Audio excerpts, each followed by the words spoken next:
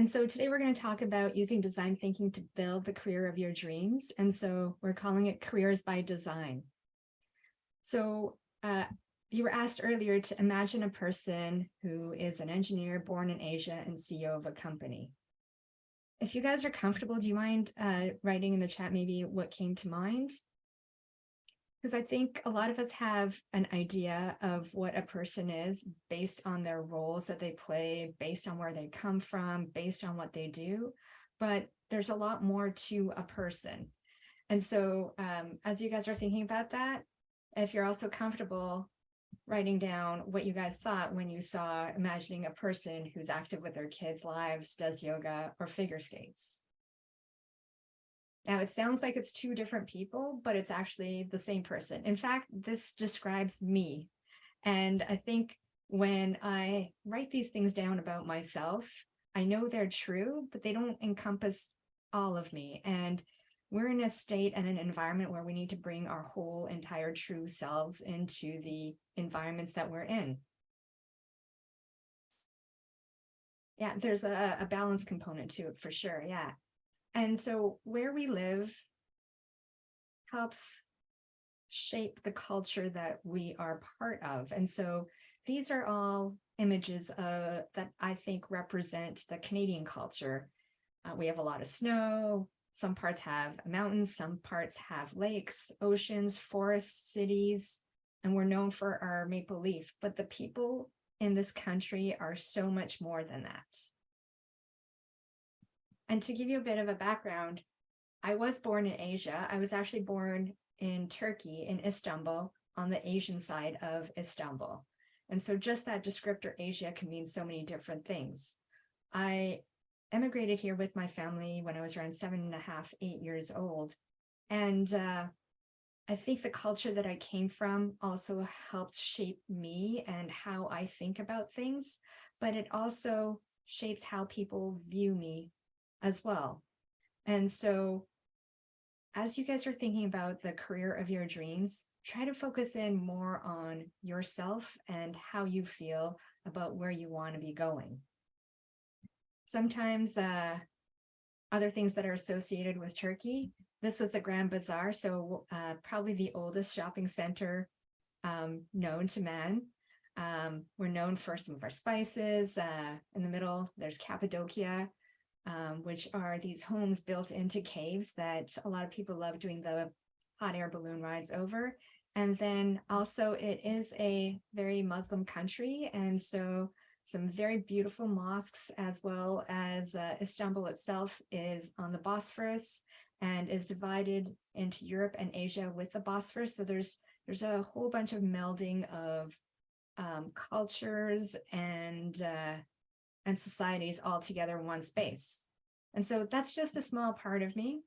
And then I get to go and talk to people in other countries and other cultures. And it's how do we understand the cultures that we're in? How do we bring the cultures that we're coming from into what we do and into how we show up in our work environments?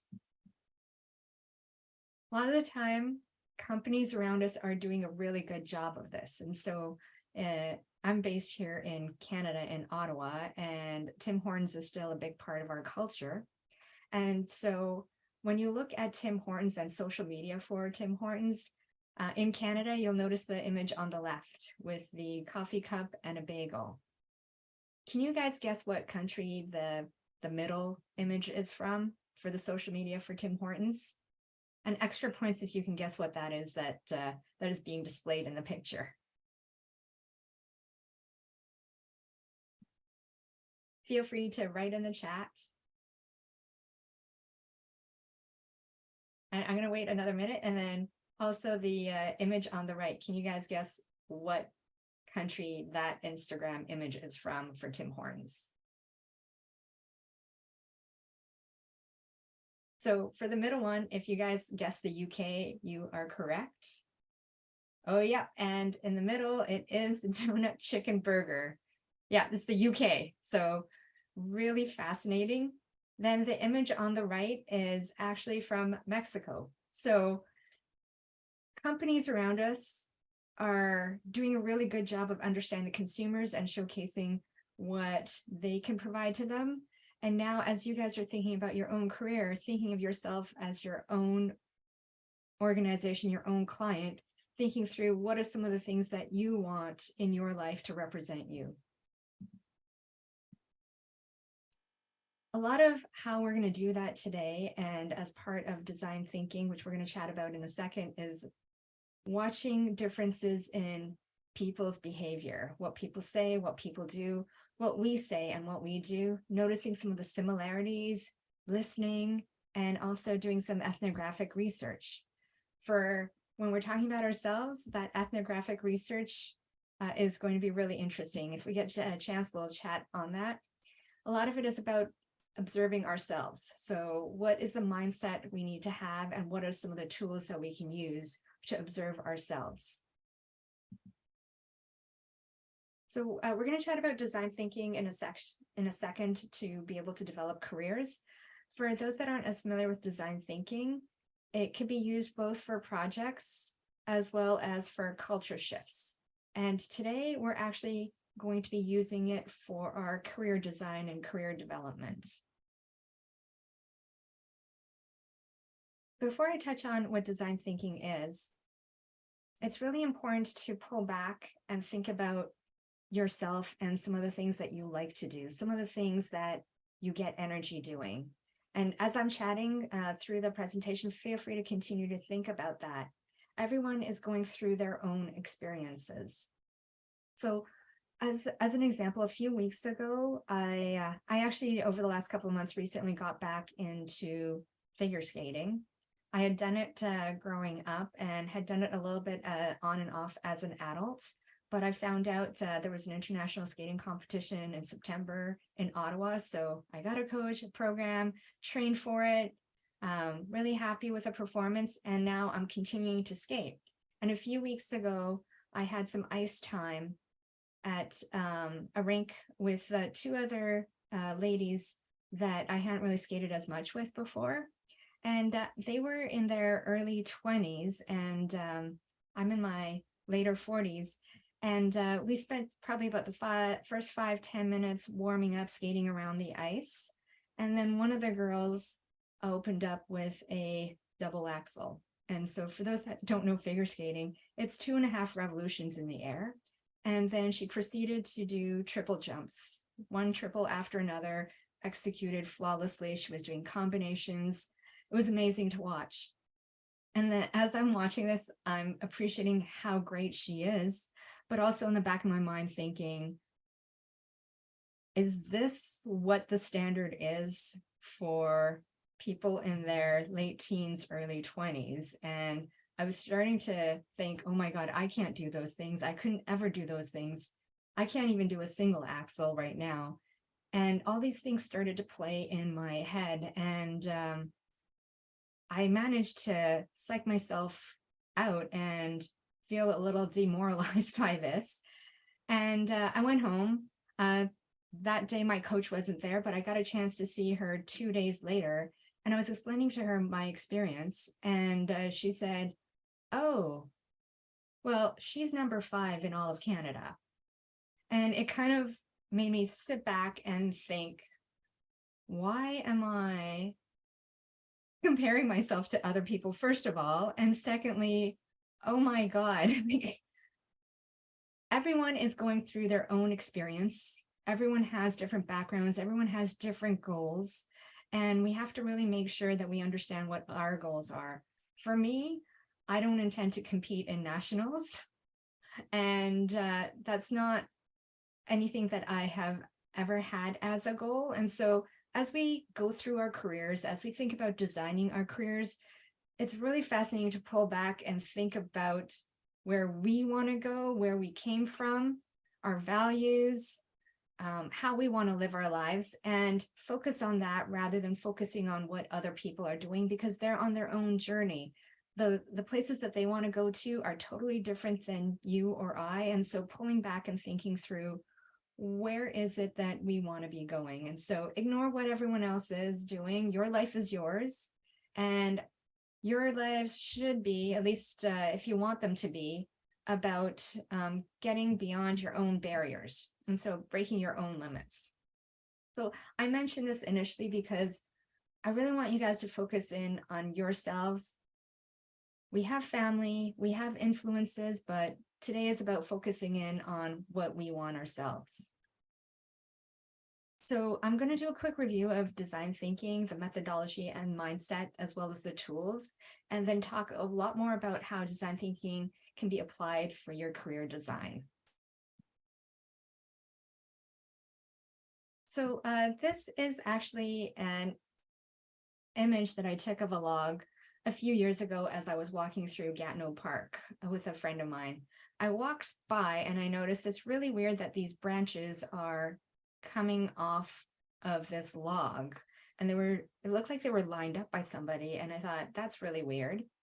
And then I pointed it out to the person that was behind me, and they said, actually, this is what I'm seeing.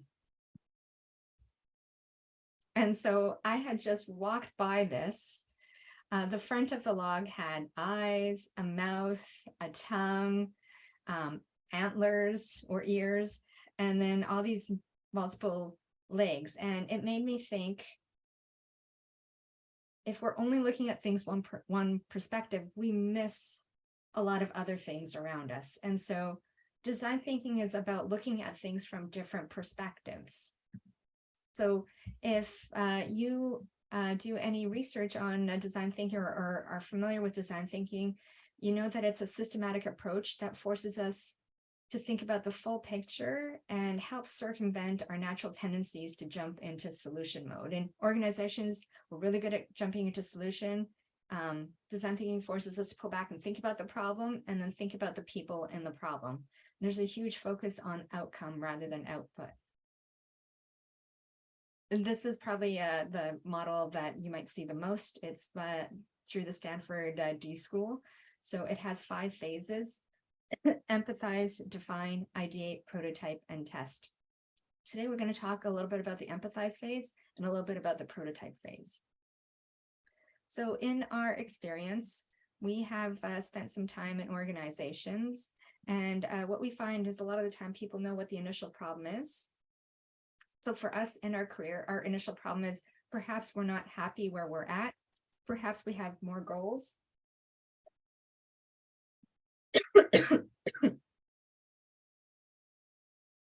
So sorry. Perhaps our life circumstances have changed. So we want to identify what that problem is and then define, what does success mean for us? So this is really important because what success means to everybody is quite different. What's even more is, as you're thinking about your life and your career, what does success look like without accomplishment? What are some of the things that you want to have accomplished in your life? And you could take a longer term stance, 5 years, or you can think about the next year. What are some measures of success? How will you know you've been successful in your career and in your life over the next year?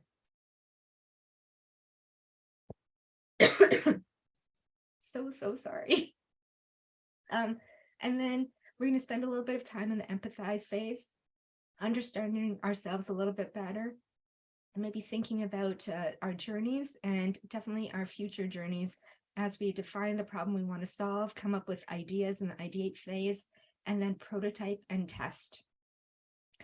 A lot of the time, we don't realize that we can take different paths in our lives and in our careers. And we don't have to stick to the same one. We can actually create multiple prototypes for our lives. And we're going to chat a little bit more about that in a second too, is taking a look and understanding that there is no linear career path. Some people feel like they might have taken a linear career path, but there's a lot more opportunities now in order to be able to explore for a little bit, prototype it, see if you like it, see what aspects you like, see if you don't like it at all, and then go on to something different. And I think we're really lucky to be living in an age where we are able to do some prototyping and testing and move to different careers. And in a weird way, it's becoming more and more expected that we don't stay in the same organization for life. We don't stay in the same group for life. And there's a lot of prototyping and testing that goes on. So at its core, design thinking is about understanding end users' needs in order to better discover what their real problems are. And in our case, it's us that we're trying to discover, understanding end users in order to be able to understand the real problem so that we can develop strong solutions. And so end users can be internal to an organization, customers, our customers' customers, or ourselves. And so why is it so important to pull back and understand the people that are involved in the problem? I love this particular example from I think this is the US military for a light armored vehicle, a LAV. And what ended up happening was that they would send out these brand new tanks out into the field. And as soon as they got out there, the military folks had these heavy, big knapsacks, and they went to go sit in these light armored vehicles to be transported from one location to another. And the first thing that they would do is they would get in there and they would cut off the seatbelts. The vehicle would go in for maintenance about 5 or 6 weeks later. And there's a manual in terms of what are some of the things that need to be operational and part of this light armored vehicle. And one of the things is that it has to have this 5-point harness. And so these 5-point harnesses cost about $250 US each. And there's anywhere from 4 to 10 of these seats in a light armored vehicle. So every 5 or 6 weeks, the vehicles would go into maintenance. They would have their seatbelts cut off, and those seatbelts would be replaced. Same thing would happen each maintenance schedule over and over until at one point somebody stopped and said, why are these seatbelts cut off? That's a lot about looking at things from an end user perspective. And so when you see things in your life that aren't working out, or if there are things that you don't particularly like, or things that keep recurring, it's an opportunity to pull back and think, what is this telling us? And usually it's about doing something a little bit differently or finding something that's going to help us feel a lot better about what we're doing. This is just an example of understanding people in a work type of an environment. And it's also a lot about making sure that you're listening to the people around you, but more importantly, taking a look at what's actually happening in your own life. So a lot of design thinking and understanding ourselves better is asking questions and being curious. And some of the tools that you can use for that are personas, which we're going to touch on in a second, unarticulated needs mapping, journey maps, and then just straight up observing. So personas are a way of representing a group of people.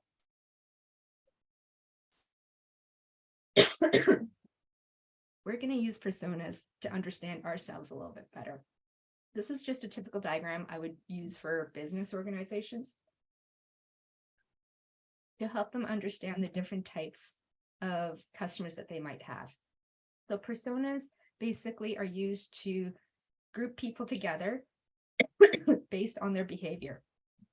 For us, we want to use it for ourselves. And so what are some of the things that make up a persona? First of all, you can give a little bit of background demographics on what it is that you do on a day-to-day basis. What are some of your relationships? What's your job? What's your relationship? And then we get into the real meat of it. So think of this for yourself. What are some of the goals that you might have in life? What are some of the challenges or pain points? So sorry. So if you guys pull back and think about what are your goals for the next year? Maybe what are your goals for the next 5 years? And it doesn't have to be just your career. It could also be in your life too. So for example, if you are earlier on in your career, you might be thinking about being promoted to the next level, or you might be thinking about starting a family, or you might be thinking about getting as much experience as possible. Or some might want to work in groups that are highly collaborative. Whatever your goals are, feel free to put it in here, but it's a lot about your life, both work and in your personal life. What are some of your challenges? What are some of the pain points that you're facing?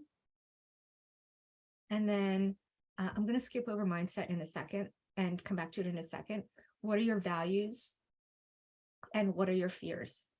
So you guys feel free to write in the chapters if you feel comfortable about what some of your values might be, what some of your fears might be. And I'll just hold on 1 second. And just to give you guys something to think about. So for values, I value family time a lot. I have 2 boys that I like to spend time with.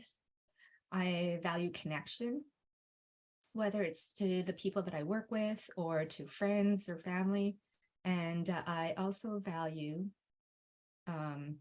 kindness. And so think about what your values might be, because we're going to use them in a second to create some prototypes for our lives.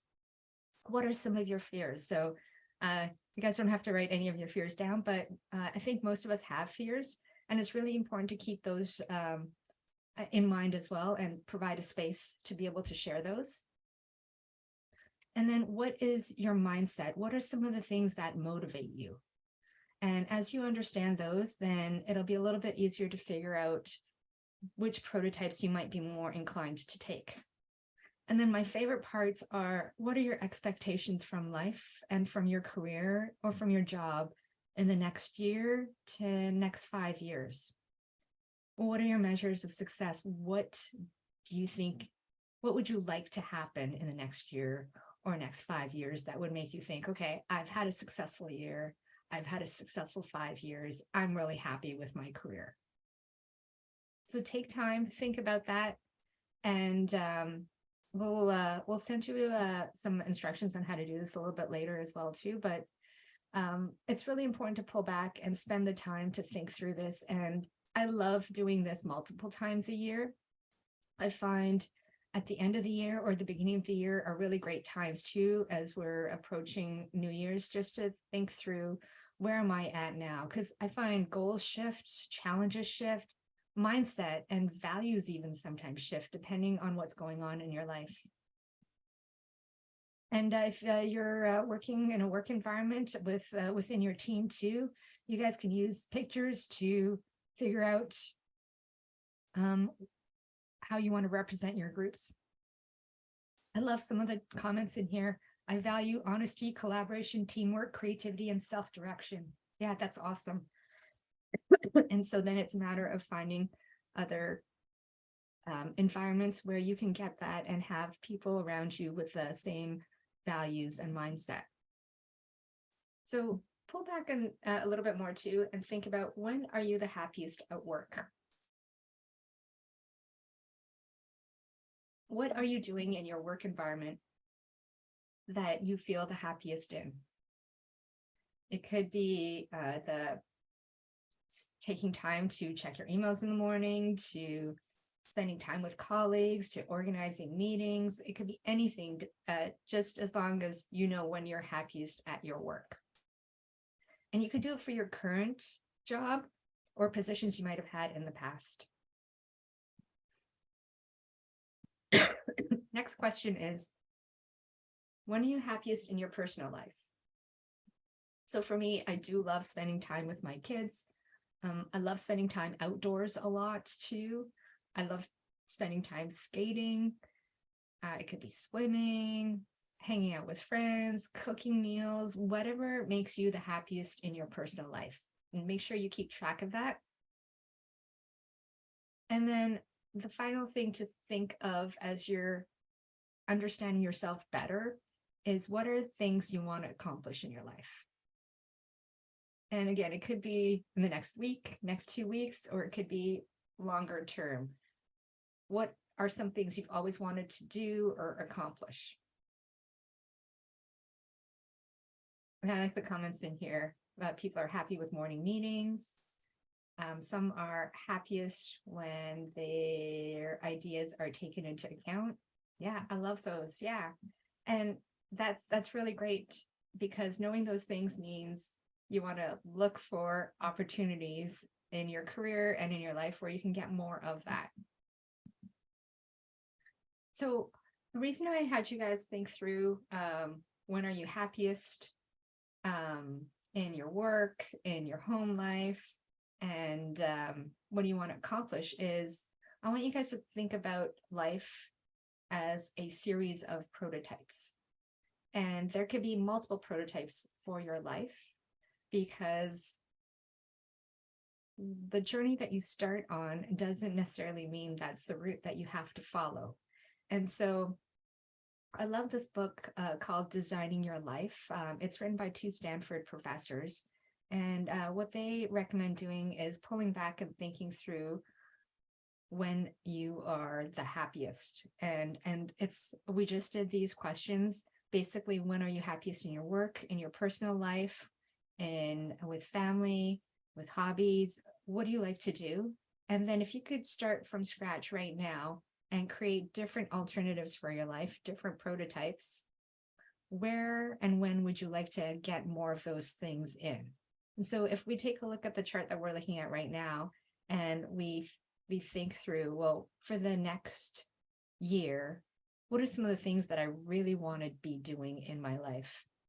And so if you want to do maybe more helping other people in their lives, or you want to be in environments where there's more collaboration, more teamwork, more creativity, if you want to start incorporating morning yoga, what would that prototype of your life look like? So you could do this for the next month, the next year. In our training classes, we normally do it for the next 5 years. And so what are some of the things that you've always wanted to do, as well as what are some of the things that give you this energy, what are some of your goals that you can put in here? And then this is one prototype of your life. Put this away and think about what could another prototype of your life look like. So for example, the first one could be themes around how you want to progress in your current environment, in your current organization. What could a second prototype be if you started doing some university courses or college courses in the evening in order to get to a different career path? What could it look like if you started a new sport or a new activity? And what could it look like if you moved to a different location? There's lots of different opportunities in life, and often, at least for myself, I haven't taken the opportunity to think through what could my life look like if it were different. This is a form of looking at the different alternatives that we have. And some people might call this also future journey mapping. So what could our journey in our life look like in the next month, year, or 5 years?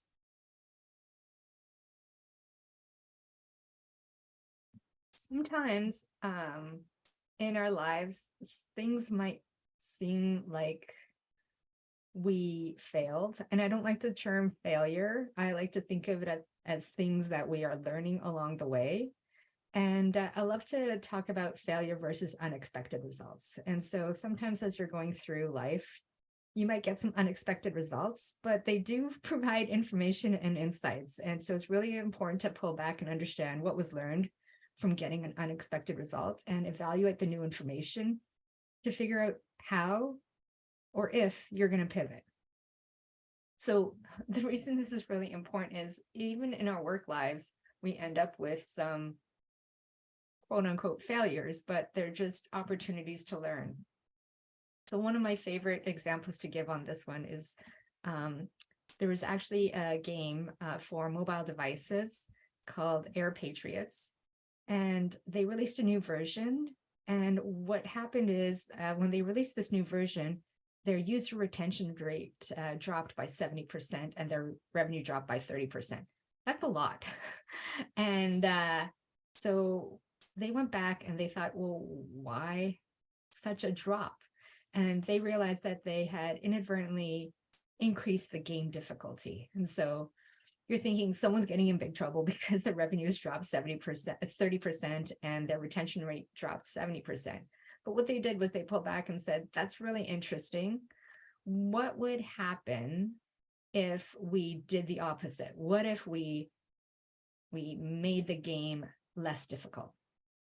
And so after fixing the issue, they went about and started some prototyping. And so they ended up releasing a new version, and they made it a lot easier. And what they found out was that users actually played 20% longer and the revenue increased by 20%.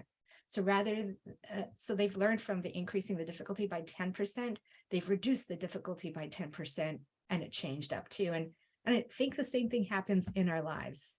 There's things that didn't go the way that we want them to, but it's giving us information and an opportunity to do some prototyping and testing in our lives to see, well, what if we did the opposite, or what if we did something slightly differently? What's the outcome that we can have? And I really want people to think of life and building prototypes so that you can figure out where you can, or you might want to try experimenting in a little bit more too.